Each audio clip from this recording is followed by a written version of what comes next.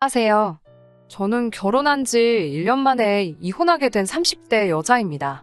신중하게 결정한 결혼이었던 만큼 같이 이 남자랑 죽을 때까지 함께이고 싶었는데 시아버지와 싸우고 결국 이혼했어요. 저는 지방에서 구급 공무원으로 일하고 있습니다. 대학교를 졸업하자마자 독하게 마음먹고 1년 공부해서 되었어요. 그리고 직장 생활을 시작한 이후 지인의 소개로 남편을 만나게 됐어요. 남편은 배를 타는 뱃사람입니다. 항해사라는 직업은 들어만 봤지 잘 알지는 못해서 이렇게 오래 떨어져 있어야 한다는 건 서로에게 어느 정도 호감이 생기고 알았어요.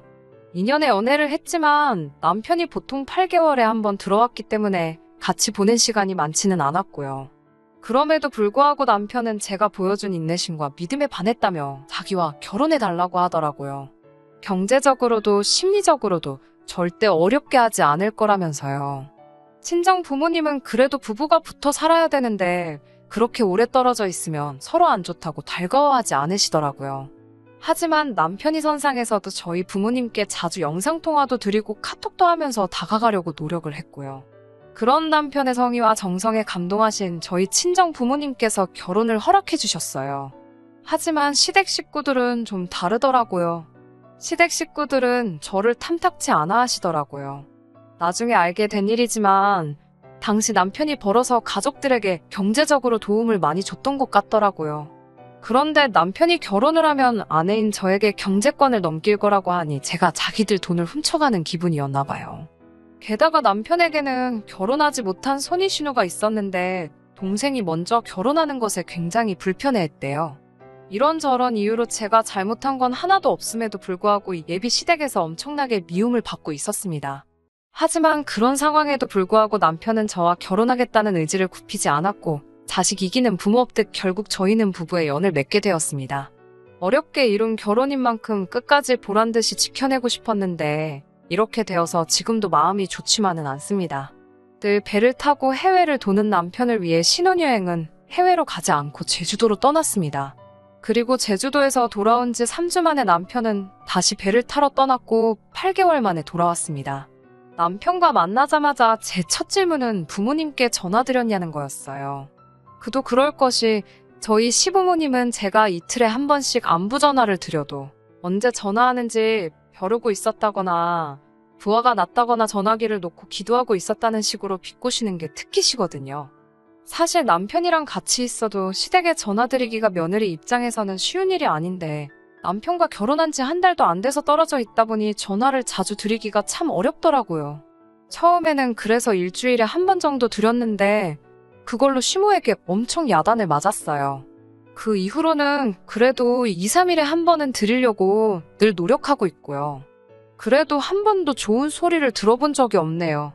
아무튼 얼마 전 사건이 있었어요. 비 내리던 토요일 오전 시부모님이 저희 사는 지역에 있는 한의원에서 진료를 받고 가셨어요. 남편이 직접 모시고 오고 데려다 드리고 점심도 같이 했대요. 그런데 며느리인 제가 전화 한 통을 안 했다고 시모가 화가 많이 나셨던가 봐요. 저는 그때 미국에서 사는 친구가 오랜만에 귀국을 한 기념으로 둘이 1박 여행을 간 상황이었어요. 남편도 잘 아는 친구고 남편도 흔쾌히 다녀오라고 했습니다. 한의원에 오시는 건 미리 예정되어 있던 일이 아니라 저는 전혀 모르는 상황이었어요. 그리고 남편은 모처럼 친구와 놀러간 저에게 전화 좀 하라고 하기가 그랬는지 자기 선에서 대충 수습을 했나 보더군요. 아무튼 시모가 신우에게 서운하다는 이야기를 했고 신우가 주말인데 부모님한테 하루 주무시고 가라고도 안 하고 그냥 보냈다고 따지려고 남편한테 전화를 했나 봐요. 그런데 남편이 전화를 안 받으니까 저에게 전화를 했던 거죠. 제가 안녕하세요 형님 이라고 전화를 받자마자 안녕 같은 소리 하네. 난 안녕하지 못하고 네 남편 전화 안 받는데 너님은 대체 어디세요? 라고 빈정대더라고요. 제가 당황해서 네, 저 지금 바뀐데 라고 말을 하자 바뀐데는 반말이고요. 말 끊어먹지 말고 똑바로 하세요라며 저를 다그치더라고요. 그래서 저도 도대체 갑자기 왜 그러시는데요? 라고 물었죠. 그러자 내가 너님 남편하고 통화를 해야 하는데 전화를 안 받으니까 그런데요. 그러면서 언제 집에 들어가서 확인할 수 있냐고 따지듯 묻더라고요. 그래서 저는 일이 있어서 내일이나 돼야 들어간다고 말했죠. 그러자 너님 남편은 너님 산책 갔다던데 또 다른 소리를 하네. 아주 웃기는 애들이야. 라며 전화를 딱 끊더라고요. 그러고 나서는 바로 1분도 지나지 않아 시아버지한테 전화가 왔습니다. 이미 좋은 소리 못 들을 걸 알았기에 내라고 조용히 대답하자 아이고 내가 네 신우에게 앞뒤 사정을 다 전달받았다며 내가 가슴이 콱 막힌다고 그러더군요. 그러면서 나는 네 부모가 도대체 너를 어떻게 가르쳤는지 뭐하는 사람들인지 참말로 궁금하다고 하더라고요. 거짓말하는 건 네 아버지를 닮았냐 아님 어머니를 닮은 거냐 그러시면서요. 부모님 이야기를 그렇게 하시니 저도 참을 수가 없어서 조근조근하게 아버님 제가 잘못했습니다만 그래도 부모님 얘기는 안 하셨으면 좋겠습니다라고 했어요. 그러자마자 시아버지는 바로 저를 제 이름 대신 입에 담기도 힘든 욕으로 바꿔 부르시며 소리를 지르셨어요. 어디서 그렇게 말대답을 따박따박 하냐며 그것도 네 부모한테 배워먹었냐고 그래요. 그러면서 너는 오랜만에 온 남편을 놔두고 여행을 가냐며 남편이 가라고 네 등을 떠밀어도 안 간다고 버텼어야 된대요. 그러면서 저더러 제 대가리에 머리 대신 똥이 들어있으니 생각이란 걸 똑바로 하질 못한다고 하시더군요. 그러더니 아주 얼굴은 쳐들고 네가 뭐 그렇게 잘났냐고 혼자 생난일을 치시다 전화를 끊으셨어요. 정신이 쏙 빠져있는데 이번에는 남편한테 또 전화가 오더라고요. 시아버지가 원래 욱하는 성질 있는 거 너도 알지 않냐면서 자기가 수습한다고 잘하겠다고 하더라고요. 친정 어머니한테 이 이야기를 전하니 친정 어머니도 어른들이 원래 잘 안 바뀐다고 그냥 가서 듣고 있다가 죄송하다 노력하겠다 하고 나오라고 하시더라고요. 억울했지만 친정 어머니 조언을 마음에 새기고 여행에서 돌아오자마자 시댁으로 향했습니다. 그래서 시댁에 도착하니 대뜸 시아버지가 그래 네가 여행을 남자랑 갔는지 여자랑 갔는지는 모르겠지만 다 이게 네 친정에서 너를 똑바로 못 가르친 탓이라며 시아버지가 저희 부모님을 따끔하게 혼내야겠다는 소리를 하시더군요. 듣고 있기가 너무 거북하고 화도 나고 미치겠더라고요. 신우가 저를 싫어해도 제가 먼저 다가가는 게 맞다면서 윗사람 섬길 줄도 모른다고도 하고 한마디 대꾸라도 하려다 친정 어머니가 그냥 듣고만 있으라 하신 말씀이 생각나서 참을 인자 몇 번을 가슴에 새기며 노력하겠다고 잘하겠다고 했어요. 그러자 말만 번지르르한 사람치고 잘하는 사람 본 적 없다고 그냥 그런 말뿐인 말 하지도 말라 하시더군요. 그래도 그나마 남편이 저 대신해서 그게 아니고 라며 해명이라도 할라 하니 시어머니는 어디서 빨래방망이 같은 걸 들고 와서는 남편을 패려고 하더라고요. 너는 내 아들도 아니라면서 내가 이 세상 뜨고 싶었다는 소리나 하시고요. 그러더니 대뜸 돈 관리는 누가 하냐고 물으셨어요. 제가 하고 있다니까 공무원 나부랭이가 그렇게 큰 돈 벌어나 받냐면서 네가 뭔재주로 관리를 하냐고 소리를 막 지르더라고요. 제가 남편한테 어떻게 좀 해보라는 식으로 눈치를 줬지만 결국 자기 부모님이라 그런지 강하게 못 나가더라고요. 그런 남편을 보고 있으니 나는 평생 이 언어폭력을 견디며 살아야 할 수도 있겠다 라는 두려움이 몰려오더라고요.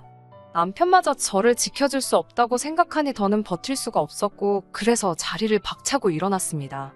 그러자 저 싸가지 없는 게 어른 말 안 끝난 거 안 보이냐고 고함을 치시더군요. 제가 도대체 무슨 자격으로 저희 부모님을 욕하고 저를 비난하시냐고 저희 아직 혼인신고도 안 했고 하니 그냥 이 잘난 아들 돌려드리겠다고 데려가시라고 했어요. 엄밀히 말하면 우리 모두 아직 남남이니까 저한테 함부로 하지 마시라고요. 그리고 시아버지께 아버님부터 따님 교육 똑바로 시키라고 삿대질을 해대며 저도 악을 썼습니다. 나이값도 못하고 저렇게 이기적이니까 저 나이 먹도록 시집도 못 가고 사람 구실도 못한다고요. 그래도 저는 손윗사람이기에 인격적으로 대해드리고 존중해드리려고 노력했다고요. 그러자 어디 어른한테 삿대질이나 하냐며 한 대 칠 기세로 손을 올리더군요. 그래서 저도 시아버지 눈을 똑바로 쳐다보면서 저도 아버님 한 대 칠 수 있지만 참는 거라고 적당히 하시라고 했어요.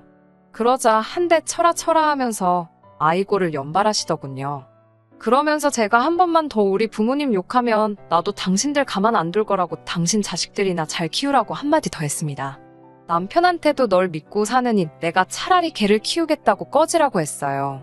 그리고는 신혼집으로 돌아와 비밀번호도 바꿔버렸습니다. 어차피 신혼집도 못 구한 상태라 저희 친정 어머니가 월세 주시던 빌라에서 일단 살고 있었거든요. 얼마 지나지 않아 남편이 쫓아와 자기가 다 잘못했다고 일단 문 좀 열고 이야기하자고 하더라고요. 저는 더 이상 너를 믿고 의지할 수도 없고 너네 부모 상대하기도 싫다고 그만하자고 얘기했고요. 그 후에 저는 친정 부모님께 전화해서 있던 모든 일을 말씀드렸어요. 한숨만 내쉬던 친정 아버지께서 저더러 그래도 잘했다고 속 시원하다고 하시더군요. 그리고 몇 시간 뒤 남편이란 자식이 와서는 자기가 일단 시부모님께 제가 반성하고 있고 와서 빌고라고 얘기했대요. 그러면서 그냥 나 죽었어 하고 길하더군요. 그 이야기를 옆에서 들으시던 친정아버지가 이 자식이라며 현관을 열고는 너 이 자식 팔다리 아주 다 부러뜨려버린다고 우리 딸 근처에 얼씬도 하지 말라고 엄포를 놓으셨어요. 장인어른을 여기서 볼 줄은 몰랐는지 걸음아 나 살려라 도망을 가더라고요. 결국 남편과는 이혼하게 되었습니다. 남편은 어떻게든 시부모님과 연을 끊고 살 수는 없다는 거였고 저는 그렇다면 어쩔 수 없다는 입장을 고수한 탓이었죠. 남편은 그래도 일말의 양심은 있었는지 짧은 결혼 생활 동안 저 혼자 외로웠던 것도 알고 자기 부모님이 별난 것도 안다면서 그동안 모은 돈은 위자료라 생각하고 저 덜어 다 가지라고 하더군요. 그렇게 적금 얼마와 남편이 채워넣은 가전제품은 제 몫이 되었습니다. 공무원이라는 안정적인 직장도 있고 벌이 좋은 남편도 있었으니 내 인생은 앞으로 평범하면서도 행복하겠다고 생각했는데 이렇게 변수가 생길 줄은 몰랐네요. 하지만 새로운 시작을 하는 마음으로 다시 한번 열심히 살아보려고 합니다. 물 흐르듯 살다 보면 또 좋은 일들이 생기겠죠.